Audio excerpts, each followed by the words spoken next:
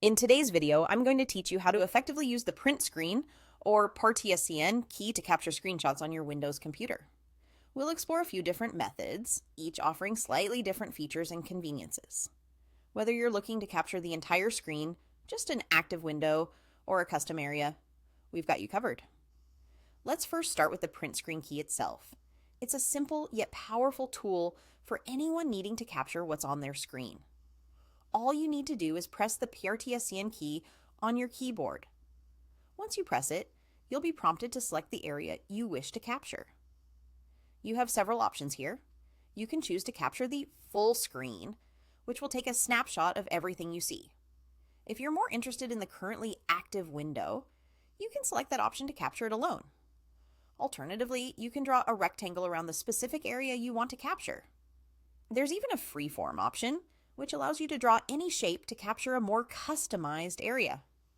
Whichever you choose, the screenshot is automatically saved in your Pictures folder under a subfolder called Screenshots. Now, let's take a look at another useful tool, the Windows plus Shift plus S combination, also known as Snip and Sketch.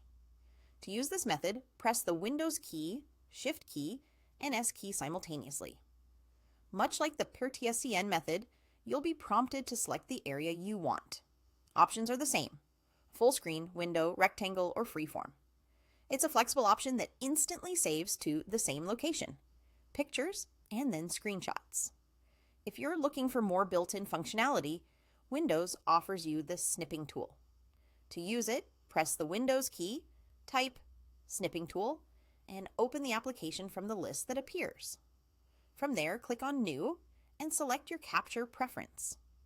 Whether you want the full screen, just a window, a rectangular, or a freeform area, the Snipping Tool has it all. Just like before, your screenshot will conveniently be stored in the Screenshots folder within Pictures. Lastly, there's the Windows plus PrtScn method. Press these two keys together to initiate a capture.